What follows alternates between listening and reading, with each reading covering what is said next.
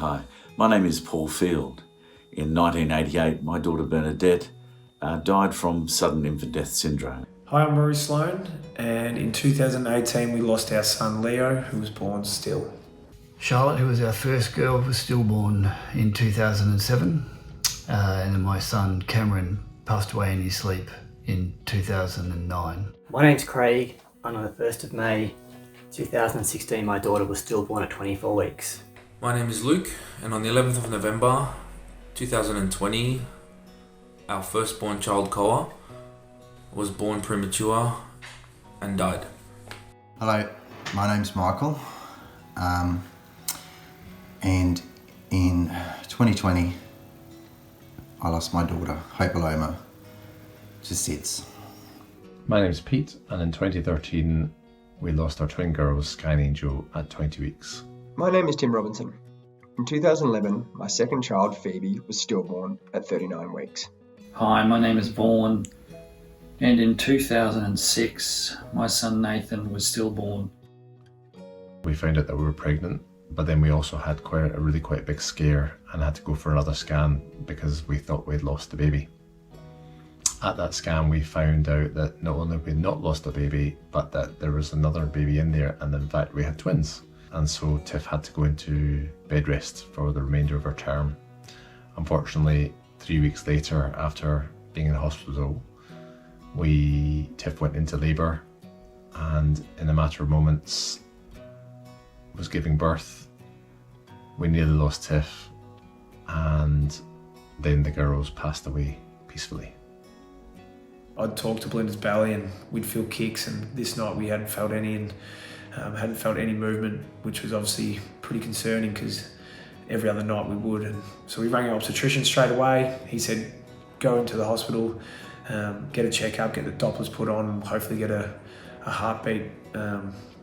So we drove on in, and he met us in there, and I remember the nurses searching around for maybe 5-10 minutes, and they broke the news that our baby had completely no heartbeat, which was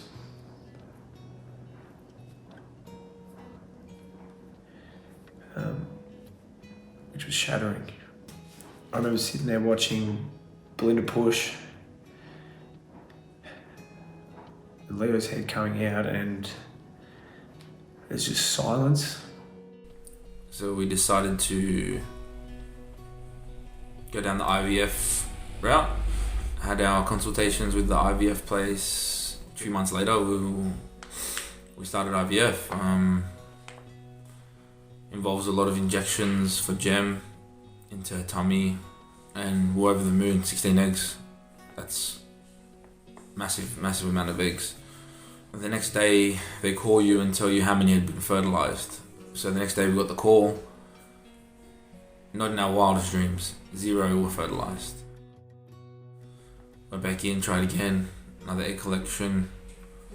We got 9 eggs. We wait for our call to see how many had fertilized, and 6 had fertilized. By the end of the 5-day growing process for the embryos, we ended up with 5.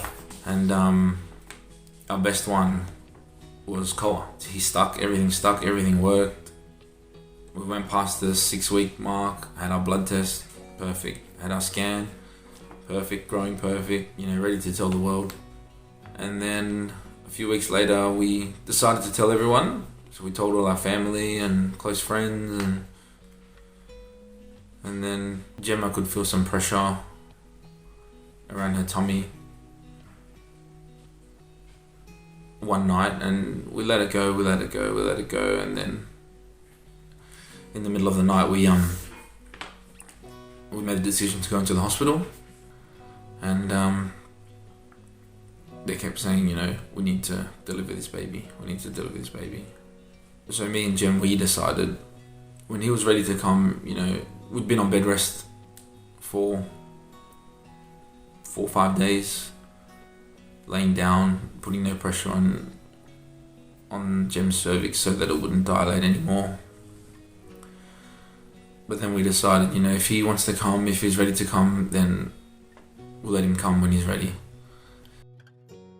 And unfortunately I got that phone call that nobody wants to get, which is she didn't make it, and unfortunately would have to be delivered the next day.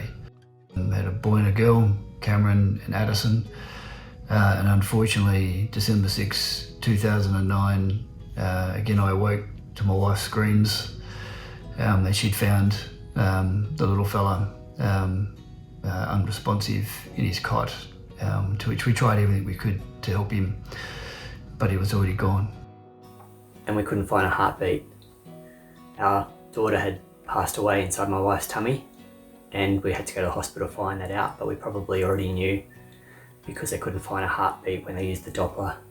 We went through a lot of fertility treatment, all stages of fertility treatment. We had several losses along the way, and eventually we had a successful round of IVF, and our beautiful daughter Hobaloma was born on the 21st of May in 2020 at the height of COVID. That was all shattered on the morning of the 10th of June when we woke up, but our baby didn't. When we found little Hope, she was quite blue. I grabbed her immediately and I started CPR on her, and I just kept saying, call the ambulance, call the ambulance. The ambulance came and worked very hard for about 40 minutes until they told us that she wasn't coming back to us. Phoebe was a full-term, 39-week stillbirth. My wife was a 31-year-old, fit and healthy mother. She didn't smoke, she had no issues during pregnancy, she slept on her side, and we kept track of fetal movements. We were blissfully unaware that our lives were about to change suddenly and tragically forever. On Saturday morning, my wife felt that there was no movement in her stomach, so we thought we better go to the hospital and get that checked out. And one of the nurses did a scan and couldn't find a heartbeat, so then she called a doctor who repeated that process, couldn't find a heartbeat.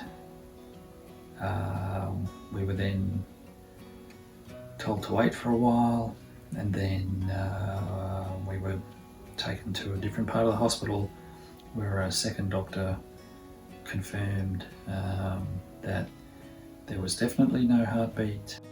The latest trick was saying ta-ta.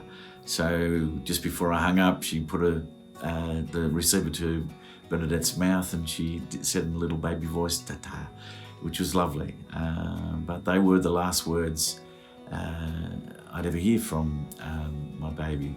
I got a phone call mid-morning, and my father actually was sharing a hotel room with me. He just actually joined us for a bit of fun on the road, see how we're going and join us. And I was very grateful that he was there to break the worst of news.